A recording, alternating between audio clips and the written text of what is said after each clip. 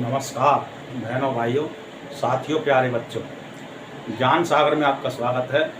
और हमारा विषय चला हुआ है भारत के संविधान से आपका परिचय। अनुच्छेद 14 आर्टिकल 14 ऑफ इंडियन कॉन्स्टिट्यूशन के लीडिंग केसों के माध्यम से हम आपको समझा रहे थे कि उसमें क्या क्या है। और लीडिंग केसों का विषय चला हुआ था मनमाने कार्य से नागरिकों के कि मनमानेपन के विरुद्ध जो है ये नैसर्गिक न्याय और मनमानेपन के विरुद्ध अधिकार है। अगर कोई सरकार मनमाने पर पूर्ण तरीके से किसी के कोई कानून बनाती है या कोई नोटिफिकेशन जारी करती है जिससे किसी नागरिक को क्षति पहुंच रही है तो उसके विरुद्ध संरक्षण है। ऐसे ही एक केस था के अब्बास बनाम भारत संघ। ये जो अब्बास जो है इनका फिल्म प्रोडक्शन था और इन्होंने चैलेंज करा कि ये जो 1971 का एक केस है, उन्होंने फिल्म चलचित्र अधिनियम 1952 में चलचित्रों को जो ये दो वर्ग हैं यू और ए में विभाजित किए हैं, इनको विधि मान्यता को चुनौती दी। उन्होंने कहा ये दो वर्ग जो बना रखे हैं कि इनके लिए इनको ख़त्म किया जाए और एक ही वर्ग हो, फिल्म तो फिल्म होती हैं। तो इस बात को चैलेंज किया कि जो यू और ए वर्ग है ये मनमाने पूर्ण तरीके से वर्गीकरण कर रखे हैं, ये अयुक्तियुक्त है और ये अनुच्छेद 14 का उल्लंघन है। जो यू वर्ग के जो फिल्म होती हैं उनका प्रदर्शन सभी के लिए किया जाता है, जबकि ए वर्ग के जो फिल्में होती हैं उनका प्रदर्शन केवल बालिगों के लिए, वयस्कों के लिए वो फिल्म बनाई जाती हैं।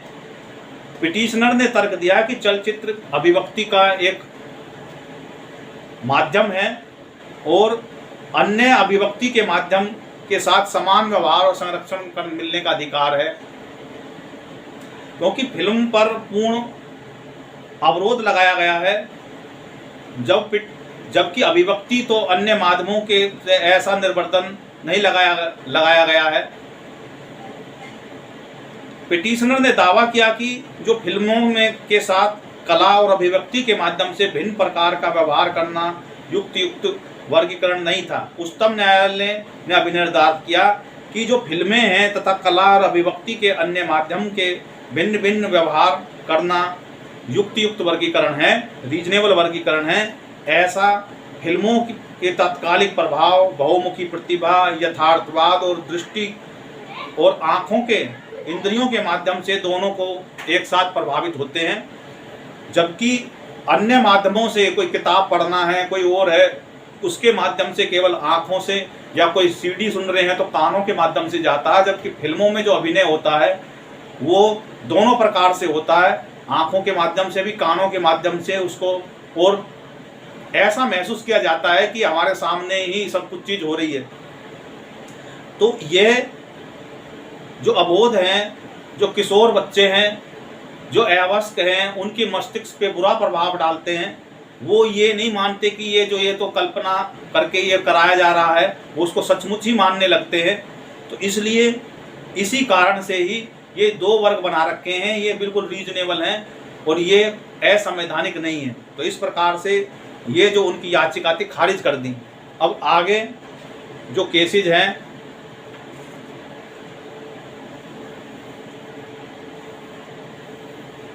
एयर इंडिया बनाम नरगिस मिर्जा का केस है। AIR 1981 में सुप्रीम कोर्ट ने एयर इंडिया, इंडियन और इंडियन एयरलाइंस के द्वारा जो रेगुलेशन कर रखे थे उसको असंवैधानिक घोषित कर दिया। उनके अधीन वायुयान की जो परिचालिका थीं, जो एयर होस्टेज हैं, की सेवाओं को रेगुलेट करने वाली शर्तें अनरीजनेबल और विवेदनकारी हैं तथा अनुच्छेद 14 का अतिक्रमण करती हैं। जो रेगुलेशन 46 यह उपबंधित करता है कि वायुयान की परिचालिकाएं निगम की सेवा से 35 वर्ष की आयु में या विवाह करने पर यदि ये सेवा 4 वर्षों के अंदर होता है तो पहली बार गर्भवती होने पर जो भी घटित हो अवकाश प्राप्त करेगी। अधिनियम की धारा 47 के अधीन विनियम 47 के अधीन प्रबंध निदेशक को अवकाश प्राप्त करने की अवधि को एक बार में 1 वर्ष के लिए अधिकतम 45 वर्ष तक अपनी मर्जी से बढ़ाने की शक्ति प्राप्त है। यदि वायु परिचालिकाएं चिकित्सकीय परीक्षा में उत्तीर्ण हो जाती हैं तो निर्णय दिया गया कि पहली बार गर्भवती होने पर सेवा से पदमुक्ति की शर्त अत्यंत अनरीजनेबल और विवेदनकारी है और अनुच्छेद 14 का सरासर अतिक्रमण है।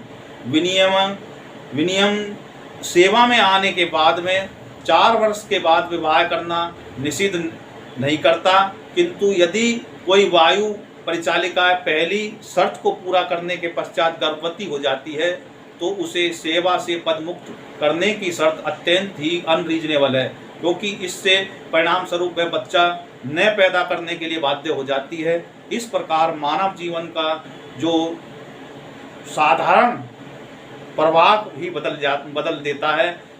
ऐसी परिस्थितियों में वायु परिचालिकाओं की सेवा से पदमुक्ति न केवल निर्दयतापूर्वक कृत्य है बल्कि भारतीय नारी का खुला अपमान है।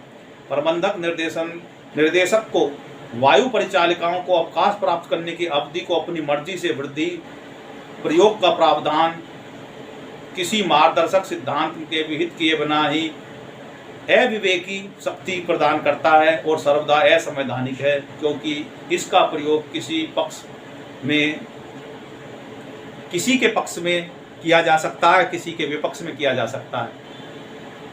तो इस प्रकार से क्योंकि उन्होंने जो वर्ग बनाए, एक का तो 45 वर्ष तक जो है मैनेजमेंट कर संभालने वाली जो महिलाएं थीं उसी हवाई जहाज में, वो तो 45 वर्ष तक जो है फिटनेस के आधार पे, और जबकि जो एयर होस्टेस थी उनको 35 वर्ष की आयु या पहली बार गर्भवती हो जाए तो उनको पदमुक्त कर दिया जाए।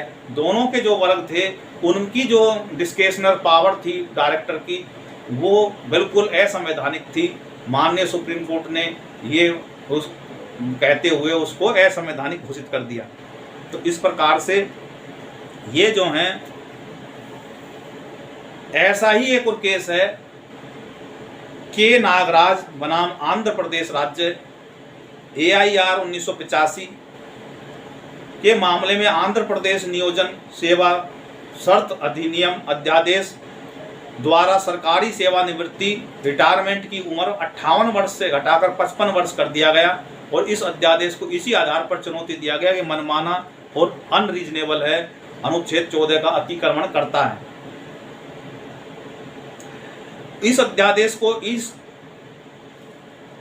अध्यादेश के परिणाम स्वरूप उक्त निर्णय तेलुगु देशम सरकार द्वारा इसके पदासीन होने के 1 माह के भीतर ही कर लिया गया था और बिना विचार के जल्दबाजी में लिया गया था। यह भी निर्धारित किया गया कि सेवानिवृत्ति की आयु मनमाने ढंग से नहीं घटाई गई और सरकार ऐसा विचार विमर्श करके किया था और समाज के नवयुवकों को नियोजन का अवसर प्रदान करने के उद्देश्य से किया गया था, तो उसको असंवैधानिक नहीं माना गया। तो ऐसा नहीं है कि हर मामले में, मैंने पहले ही बताया था कि ये तो न्यायपालिका के ऊपर है कि वो कैसे उसको, जो उनके जो सरकारी वकील हैं, सरकारी पक्ष या प्राइवेट जो चैलेंज करने वाला किस प्रकार से कन्विंस कर ले, उस पर निर्भर है।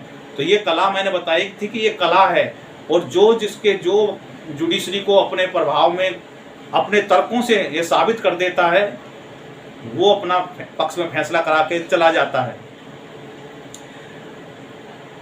तो इसी प्रकार से ये केसेस हैं, ये दर्जनों केसेस हैं।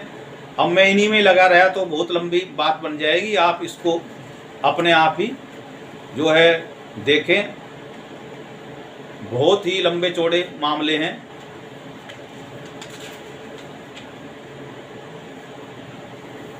अब और दूसरा विषय लेते हैं इसी में से ही कि मनमाने कार्य, सरकार की तरफ से कोई मनमाना कार्य हो जाए, उससे किसी नागरिक को क्षति हो जाए तो उसकी क्षतिपूर्ति के लिए भी जो है इसी अनुच्छेद में के आधार पे, आर्टिकल 14 के आधार पे नुकसानी राज्य से प्राप्त करने का अधिकार है।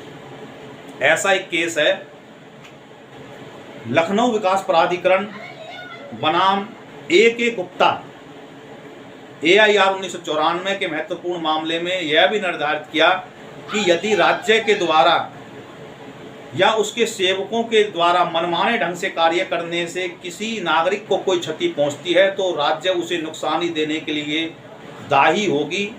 लोक प्राधिकरण जो संविधान या किसी अनियमितता के उपबंधों का उल्लंघन करते हैं या कोई अन्यायपूर्वक कार्य करते हैं तो ऐसे आचरण के लिए कानून द्वारा सृजित प्राधिकारी जैसे आयोग या न्यायालय के प्रति जो विधिक शासन द्वारा बनाए रखने के लिए उत्तरदायी होते हैं।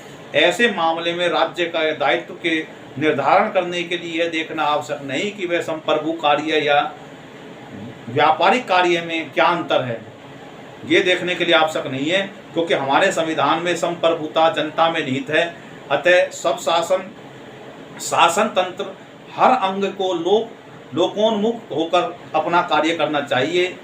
उन्हें उसी सीमा तक विमुक्ति प्राप्त है जैसा कानून में विहित है। प्रस्तुत मामले में प्रत्यर्थी ने लखनऊ आवास विकास के निकट फ्लैट के आवंटन के लिए आवेदन किया था। वो 26 अप्रैल 1988 को उसे फ्लैट आवंटन किया गया था। प्रत्यर्थी ने जो है 2 जुलाई को पूरी रकम का भुगतान कर दिया और उसे मकान का कब्जा नहीं दिया गया। परिणाम स्वरूप प्रत्यार्थी जो थे ने जिला उपभोक्ता परिषद में शिकायत फाइल की और विकास प्राधिकरण का कहना था कि भवन में कुछ कार्य अधूरा है, उसको पूरा करने पर कब्जा दे दिया जाएगा।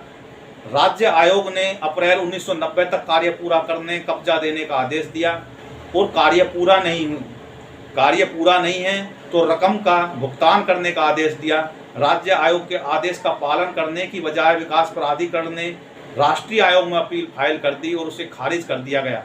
प्राधिकरण के इस निर्णय के विरुद्ध उच्चतम न्यायालय में अपील फाइल की और उच्चतम न्यायालय ने अपील खारिज कर दिया और निर्णय दिया कि विकास प्राधिकरण का कार्य अन्यायपूर्वक था तथा प्रत्यर्थी को 10,000 रुपये प्रति कर देने के लिए दायी हैं। ऐसे ही Indian council of legal and advance बनाम bar council of India AIR 1995 का एक केस है के मामले में भारत के बार काउंसिल द्वारा बनाए गए नियम 9 की विधि मान्यता को इस आधार पर चुनौती दी गई कि वह मनमाना और विभेदनकारी है और अनुच्छेद 14 का अतिक्रमण करने का कारण अवैध है। नियम 9 यह उपबंधित किया गया था कि 45 वर्ष की आयु से अधिक व्यक्तियों को अधिवक्ता के रूप में नाम दर्ज नहीं किया जाएगा। यह कहा गया कि इनके व्यवसाय की इससे गुणवत्ता में सुधार आएगा। अनुच्छेद 14 का उच्चतम न्यायालय ने अभी निर्धारित किया कि उक्त नियम 9 विभेदनकारी, मनमाना एवं अयुक्तियुक्त है। अनुच्छेद 14 का अतिक्रमण करता है अतः अवैध है। अधिवक्ता अधिनियम 1961 की धारा 49 के अधीन बार काउंसिल को उन शर्तों में विहित करने के लिए नियम बनाने की शक्ति प्राप्त है जिसके अनुसार विधि व्यवसाय की प्रैक्टिस करें कि उनके अनुसार ही वे विधिक व्यवसाय की प्रैक्टिस करेंगे। ये शर्तें पहले से दर्ज अधिवक्ताओं पर लागू होती हैं, उन व्यक्तियों पे नहीं जो अधिवक्ता के रूप में नाम दर्ज कराना चाहते हैं। धारा 49 AG बार काउंसिल को उन वर्गों या श्रेणी के व्यक्तियों को विनिर्दिष्ट करने की शक्ति प्रदान करती है जिन्हें अधिवक्ता के रूप में नाम दर्ज कराने का अधिकार है।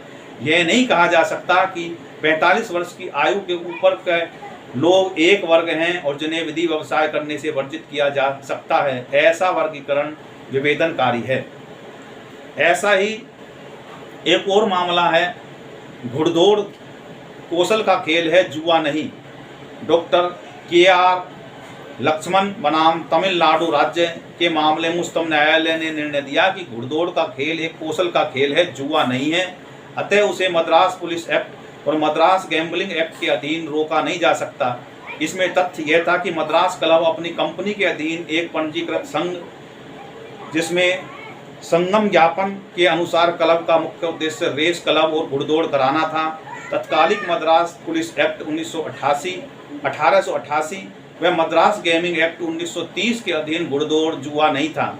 घुड़दौड़ का खेल भारत के अन्य भागों में भी चल रहा था, किंतु तमिलनाडु विधानमंडल ने 1949 में एक अधिनियम बनाकर घुड़दौड़ को जुआ की परिभाषा के अंतर्गत ला दिया।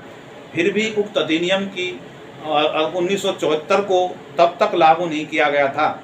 अंत में 1986 में एक और अधिनियम बनाकर उसे लागू कर दिया गया और उनके क्लब को अधिकृत कर लिया गया। क्लब समिति के सदस्यों ने 1986 को अधिनियम की विधिमानता को चुनौती दिया और उच्चतम न्यायालय ने अभी निर्धारित किया कि घुड़दौड़ एक कौशल का खेल है, वह जुआ नहीं है। अतः 1974 के उपबंध उस पर लागू नहीं होते और 1986 के अधिनियम के अनुसार अनुच्छेद 14 का उल्लंघन करने के कारण अविधिमान्य और अवैध है। और अधिनियम अनुच्छेद 39 ख और ग के उद्देश्य से कोई संबंध नहीं है। उसका उद्देश्य बगैर सोचे समझे किया गया है। अनुच्छेद 39 ख और ग में उल्लेखित उद्देश्यों में 1986 के अधिनियम का कोई संबंध नहीं है और 1986 के अधिनियम में वेदनकारी और मनमाना है। अनुच्छेद 14 का उल्लंघन है, अतः असंवैधानिक है। तो इस प्रकार से जो सरकार मनमाने पूर्वक तरीके से किसी को क्षति पहुंचा देती है, तो ये जो है यही आर्टिकल जो है उसको रिलीफ देता है और उनके कृत्य को मनमाना पूर्वक कृत्य करके और अन्याय पूर्वक करके वो जो है इसी प्रकार से असंवैधानिक घोषित कर देता है। अब आगे जो है इसी में ही बंद का आयोजन, जो हड़ताल और वगैरह होती हैं उन पे इसी में ही है कि बंद का आयोजन अवैध एवं असंवैधानिक है। ये भी इसी आर्टिकल के माध्यम से माननीय सर्वोच्च न्यायालय ने निर्धारित किया। अपने हाल ही के ऐतिहासिक महत्व के फैसले में भारतीय कम्युनिस्ट पार्टी मार्क्सवादी बनाम भरत कुमार व अन्य के मामले में उच्चतम न्यायालय के 3 सदस्यीय पीठ ने केरल उच्च न्यायालय के निर्णय की पुष्टि करते हुए यह भी निर्धारित किया कि राजनीतिक दलों द्वारा बंद का आयोजन करना असंवैधानिक और अवैध है। न्यायालय ने निर्णय दिया कि केरल उच्च न्यायालय द्वारा बंद और हड़ताल में किया गया भेद सही है, इसमें हस्तक्षेप की आवश्यकता नहीं है। उच्च न्यायालय ने अपने निर्णय में बंद और हड़ताल में भेद नागरिकों के मूल अधिकारों पर पड़ने वाले प्रभाव के आधार पर किया था। उच्च न्यायालय के अनुसार बंद से नागरिकों के मूल अधिकारों पर प्रतिकूल प्रभाव पड़ता है और वे उनका प्रयोग करने से वंचित हो जाते हैं, जबकि हड़ताल से ऐसा प्रभाव नहीं पड़ता। प्रस्तुत मामले में केरल चैम्बर ऑफ कॉमर्स के 2 नागरिकों ने उच्च न्यायालय में अनुच्छेद 226 के अधीन एक रिट फाइल की और यह प्रार्थना की कि वे राजनीतिक दलों द्वारा बंद के आह्वान व आयोजन को असंवैधानिक घोषित कर दे, क्योंकि उनके अनुच्छेद 19 और 21 में प्रदत्त मूल अधिकारों का उल्लंघन होता है। कम्युनिस्ट पार्टी ने कहा कि बंद का आह्वान अनुच्छेद 19 क्लोज 1 सब क्लोज ए के अधीन राजनीतिक दल का मूल अधिकार है। केरल उच्च न्यायालय ने यह भी निर्धारित किया कि बंद का आह्वान में नागरिकों को अभिव्यक्ति का विवक्षित रूप से धमकी दी जाती है कि वे अपनी गतिविधियों या पेशों में न चलाएं तथा शारीरिक हिंसा भी होती है, तो भी नागरिकों का मनोवैज्ञानिक भय व्याप्त हो जाता है। इस कारण से वे अपने मूल अधिकारों का प्रयोग करने से वंचित हो जाते हैं। बंद के आह्वान में नागरिकों को धमकी निहित रहती है कि उसके न मनमाने पूर्व तरीके से बल्कि शरीर और संपत्ति को क्षति पहुंचती है। जहां एक नागरिकों को बलपूर्वक काम पर जाने से या कारोबार या पेशा करने से रोका जाता है, वहीं दूसरी तरफ व्यक्ति द्वारा अपने मूल अधिकारों का उल्लंघन होता है। दूसरे व्यक्ति द्वारा उनके मूल अधिकारों का उल्लंघन होता है। यह निर्णय दिया कि यद्यपि इसको रोकने के लिए कोई कानून नहीं बनाया गया है, किंतु अनुच्छेद 226 के अधीन न्यायालय को नागरिकों के मूल अधिकारों के संरक्षण की शक्ति प्राप्त है। अतः अनुच्छेद 19(1) के में प्रदत्त भाषण व अभिव्यक्ति की स्वतंत्रता के अंतर्गत किसी भी राजनीतिक दल को बंद का आह्वान करने का अधिकार प्राप्त नहीं है। इसलिए ये जो बंद का जो आह्वान करते, चक्का जाम करते हैं, शटर गिरवा देते हैं, बाजार बंद करवा देते हैं, ये असंवैधानिक है। प्रगति वर्गीज बनाम सलील जॉर्ज वर्गीज के मामले में बंबई उच्च न्यायालय ने की पूर्ण पीठ ने भारतीय तलाक अधिनियम 1869 की धारा 10 को इस आधार पर असंवैधानिक घोषित कर दिया कि वहां लिंग भेद के आधार पर विभेद करती थी और अनुच्छेद 14 का अति उल्लंघन करने के कारण अवैध हैं। धारा 10 के अंतर्गत ईसाई महिलाओं को तलाक के आधार का उल्लेख किया गया था कि के अंतर्गत ईसाई महिलाओं को तलाक के आधारों का उल्लेख किया गया है, जिसके अंतर्गत पति के लिए तलाक लेने के लिए केवल जार कर्म साबित करना आवश्यक है, जबकि पत्नी के लिए क्रूरता के अतिरिक्त जार कर्म या परित्याग भी साबित करना आवश्यक है। यह धारा ईसाई महिलाओं को अन्य धर्म में शामिल शासित होने वाली महिलाओं के बीच विभेद करती है। यह विभेद केवल धर्म के आधार पर है, अतः अनुच्छेद 14 व 15 का उल्लंघन करती है, अतः अवैध घोषित किए जाने योग्य है। अनुकूल चंद्र बनाम भारत संघ का केस है। AIR 1997 के मामले में यह भी निर्धारित किया गया कि मत देने का अधिकार एक अधिनियम द्वारा प्रदत्त किया गया अधिकार है, अतः यह अधिनियमित के अधीन विहित निर्बंधन लगाए जा सकते हैं। लोक प्रतिनिधित्व अधिनियम की धारा 62(5) के में ऐसे व्यक्ति को चुनाव में मतदान करने से रोकती है जो जेल में बंद हैं या पुलिस अभिरक्षा में हैं। धारा 62 की उपधारा 5 में इसका एक अपवाद है, जिसके अनुसार निवारक निरोध के अधीन निरुक्त पर उक्त शर्त लागू नहीं होती, अर्थात वह चुनाव में मतदान कर सकते हैं। उच्चतम न्यायालय ने अभी निर्धारित किया कि धारा 65(5) अनुच्छेद 14 का अतिक्रमण नहीं करती है और असंवैधानिक नहीं है। उपधारा 5 जो जेल में बंद पुलिस अभिरक्षा में हैं, ऐसे व्यक्तियों को चुनाव में मतदान करने से रोकती है, किंतु निवारक निरोध अधिनियम के अधीन निरुद्ध व्यक्तियों को मतदान करने से वर्जित नहीं करती है। संवैधानिक है क्योंकि वर्गीकरण रीजनेबल है। निवारक निरोध और सदोष होने के कारण कारावास या अपराधी के विरुद्ध लगाए गए अपराध की जांच के दौरान में अंतर है। निवारक निरोध विधि के उल्लंघन को रोकने के लिए बनाया गया है, जबकि जांच के दौरान दोष सिद्ध होने पर जेल में बंद होना अपराध करने से होता है। अब आगे आता है एक महत्वपूर्ण, इसी में ही रिलीफ मिलने का, वो है समान कार्य समान वेतन। ये भी इसी अनुच्छेद आर्टिकल 14 के आधार पे इसमें जो है रिलीफ मिलती है। ये जो सिलसिला शुरू हुआ वो था रणधीर सिंह बनाम भारत संघ, AIR 1982। यहाँ से ये लीडिंग केस है, इसका पहला केस ऐसा मामला आया। इस मामले में यह निर्धारित किया, रणधीर सिंह बनाम भारत संघ, ये ऑब्जेक्टिव टाइप में पूछ लिया जाता है कि समान कार्य समान वेतन कौन से केस मामले में अभी निर्धारित किया। इसका आंसर होगा रणधीर सिंह बनाम भारत संघ। यह निर्धारित किया कि समान कार्य के लिए समान वेतन एक मूल अधिकार नहीं, किंतु अनुच्छेद 14, 16 और 39 ग के अधीन निश्चित ही यह संवैधानिक लक्ष्य है कि यदि दो व्यक्तियों के बीच इस मामले में विभेद किया जाता है तो इसके कोई ठोस आधार नहीं है, तो अगर इसके कोई ठोस आधार नहीं है तो अनुच्छेद 14 का अतिक्रमण है। रणधीर सिंह बनाम भारत संघ के विनिश्चय के अनेक मामलों में इसका अनुसरण किया गया। Frank Anthony public school employer association बनाम यूनियन ऑफ इंडिया 1986 के महत्वपूर्ण निर्णय में उच्चतम न्यायालय ने यह भी निर्धारित किया कि सरकारी सहायता प्राप्त और गैर सरकारी सहायता प्राप्त अल्पमत स्कूलों के अध्यापकों के वेतन और अन्य सेवाओं में अंतर करना अनुच्छेद 14 के अधीन भेदभाव पूर्वक है और असंवैधानिक है। समान कार्य के लिए समान वेतन अनुच्छेद 14 का आदर्श है।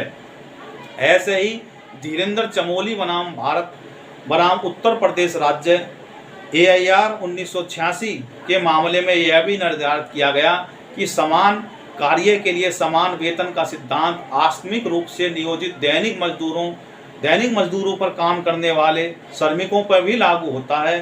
प्रस्तुत मामले में यह निर्णय लिया गया कि नेहरू युवा केंद्रों में दैनिक मजदूरी पर काम करने वाले मजदूर उनके कार्यरत चतुर्थ वर्ग के स्थायी कर्मचारियों की भांति समान वेतन या समान कार्य के पाने के हकदार हैं, क्योंकि दैनिक मजदूरों का समान कार्य करते हैं वे, और इससे इस बात से कोई अंतर नहीं पड़ता कि अनुमोदित पद पर नियुक्त हैं अथवा नहीं।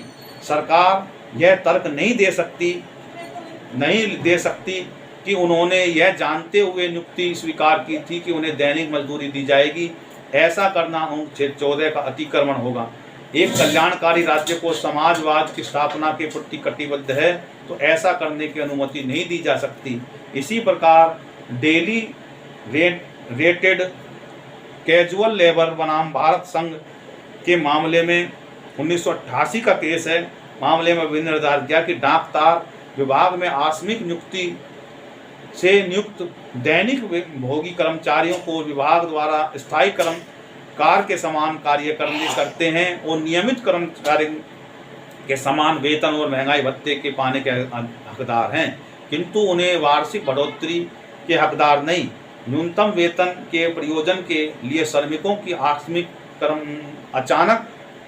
जो कर्मचारी हैं वो नियमित कर्मचारियों में किया गया वर्गीकरण अनुच्छेद 14 और 16 का उल्लंघन है। यह अंतर्राष्ट्रीय आर्थिक और सामाजिक संस्कृति करार की धारा 7 के विरुद्ध भी है। न्यूनतम वेतन देने से इनकार करना कर्मकारों का शोषण है। सरकार को एक आदर्श नियोक्ता होना चाहिए जो दूसरे के लिए उत्तरदायी हो, किंतु AICS बनाम भारत संघ 1988 के मामले में यह भी निर्धारित किया गया कि समान पद धारण करने वाले तथा समान कार्य करने वाले सरकारी सेवकों के लिए उत्तरदायित्व और विश्वसनीयता के आधार पर भिन्न भिन्न वेतन निर्धारित किए जा सकते हैं। समान वेतन का निर्धारण कार्य की प्रकृति पर आधारित करता है, न कि कार्य के विस्तार पर। इसी आधार पर यह भी निर्धारित किया गया कि केंद्रीय सचिवालय के स्टेनोग्राफर ग्रेड 1 और अधीनस्थ ऑफिसों के स्टेनोग्राफर में के वेतनमान में किया गया विभेद अनुच्छेद 14 का अतिक्रमण नहीं करता। यद्यपि उक्त दोनों प्रकार के कर्मचारी का कार्य समान है, किंतु कार्य का समान ग्रेड ए स्टेनोग्राफर के कर्तव्य एवं उत्तरदायित्व अधीनस्थ अफसरों के स्टेनोग्राफर की अपेक्षा उच्च प्रकृति का है। तो किसी मामले में मैंने फिर बताया, किसी मामले में कुछ आधार पे किसी को रिलीफ मिल जाती है, किसी को नहीं। तो यही बात मैं बार बार कह रहा हूँ कि अनुच्छेद 14 का जो मामला है, ये केस की प्रस्तुति और उसमें किस प्रकार से उनके जो वकील ने जिसने केस फाइल किया है रिलीफ लेने के लिए, उसने क्या तर्क दिए हैं और उसके तर्क से न्यायपालिका को कितना उसने प्रभावित किया है, बस यही खेल है। और वो जो सामने वाले पक्षकार है, जो सरकारी पक्षकार है, उनके जो वकील ने कितनी चुप्पी साधी या उनकी दलील से वो जो जज है, पर्टिकुलर जज है, जो वो पीठ है, वो कितनी कन्विंस हुई, इसी बात पे ये निर्भर है। अगर वो पीठ को कन्विंस कर लेते हैं तो वो अनुच्छेद 14 का अतिक्रमण का उल्लंघन मानते हुए जो है वो रिलीफ दे जाते हैं, वरना वो कह देते हैं कि कोई उल्लंघन नहीं है। लेकिन इस मामले के आधार जो है ऐसे मामलों का वो आर्टिकल 14 ही है। अब आगे बढ़ते हैं, क्योंकि ऐसे बहुत से केस हैं, इसमें वर्गीकरण के आधार हैं। भाई रीजन कोई भी वर्गीकरण किया जाएगा तो उसके 5 आधार हैं।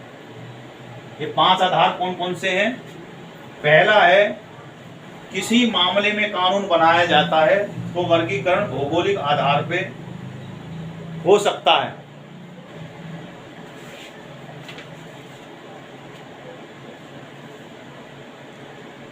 दूसरा वर्गीकरण है राज्य के पक्ष में, कि भाई कोई जो है कानून जो है सरकार के जो कर्मचारी हैं या सरकार के जो स्तर के हैं उनको उनके पक्ष में कोई कानून बनाया हुआ है कि वे राज्य को रिलीफ दे रखा है, तो वो भी रीजनेबल है, क्योंकि सरकार अगर तो ऐसे तो काम कर ही नहीं पाएगी अगर उनके पक्ष में थोड़ा रिलीफ नहीं होगा, ना तो उनके कर्मचारी खुल के काम कर पाएंगे हैं। तो उनमें भी विभेद किया जा सकता है, एक सामान्य नागरिकों को और एक जो सरकार के कर्मचारी हैं उनके पक्ष में अगर थोड़ा 19-20 कोई उसमें कानून में दे रखा है तो वो जो है जायज़ है। ऐसे ही टैक्सेशन में जो वर्ग विधान बना रखा है कि महिलाओं को रिलीफ है या कोई बुजुर्ग है उसको रिलीफ है, उनको टैक्स में छूट है, तो वो जो वर्ग विभेद है वो भी कर सकते हैं, जायज़ है। ऐसा ही कोई विशेष न्यायालय है, स्पेशल कोर्ट बनाई है और उसकी कोई स्पेशल प्रक्रिया है, प्रोसीजर है उसमें केस का, तो उसमें क्योंकि उसमें विशेष न्यायालय है और उसमें तीव्रता से उसमें कार्य होता है, तो अगर उसमें कोई प्रक्रिया में कोई कैटेगरी बना रखी है और आम न्यायालय के जो प्रक्रिया है उसमें कोई अंतर है, तो उसको आर्टिकल 14 के आधार पे चैलेंज नहीं किया जा सकता। ऐसे ही प्रशासनिक विवेदनकारी प्रशासनिक जो विशेषाधिकार हैं उसकी जो शक्ति है, जो प्रशासनिक कर्मचारी हैं उसको जो डिस्क्रेशनरी पावर जो दे रखी है, वो भी उसका जो वर्गीकरण है वो भी रीजनेबल है। भाई उसको अचानक से कोई काम करना है और उसको ये पावर है कि आप मौके को देखते हुए अपना निर्णय ले सकते हैं, तो ये भी जो है रीजनेबल जो है वो जायज़ है। अब इनके हम एक दो केस लेते हैं, उसके आधार पर समझाते हैं। तो पहला है भौगोलिक दशाओं के आधारित वर्गीकरण। भौगोलिक आधार पे क्या है, अनुच्छेद 14 में प्रयुक्त भारत क्षेत्र के अंदर वाक्यांश से तात्पर्य यह नहीं कि संपूर्ण भारत एक ही लॉ से चलेगा। भिन्न भिन्न राज्यों के भिन्न भिन्न कानून लागू हो सकते हैं, एक ही प्रांत में कई भौगोलिक क्षेत्रों में विभाजित होते हैं और उनकी विशेष परिस्थितियों के आधार पर भिन्न भिन्न कानून लागू किए जा सकते हैं। ऐसा वर्गीकरण यह कहकर आपत्ति नहीं किया जा सकती कि इसे लागू नहीं किया जा सकता। तो इस प्रकार से क्योंकि ये लंबा वीडियो बनती चली जाएगी और इस कारण हम इस वीडियो को यहीं जो है छोड़ते हैं। हमने जो भी बातें बताई हैं इनको आप ध्यान से सुने, समझें, और जो बात मैं कह रहा हूं कि किस किस आधारों पर रिलीफ इस आर्टिकल 14 से मिलता है, इसको अपनी जो पाठ्य पुस्तकें हैं उनमें भी अच्छी तरीके से देखें, क्योंकि हमारा काम है आपको समझाना और आपका काम है उस पर अमल करना। हमारा काम है आपके काम को आसान करना, इस अनुच्छेद से आपका परिचय कराना। आगे इसको जारी रखेंगे इस आर्टिकल को भी, और फिर आर्टिकल 15-16 को भी बताएंगे। इस वीडियो में इतना ही।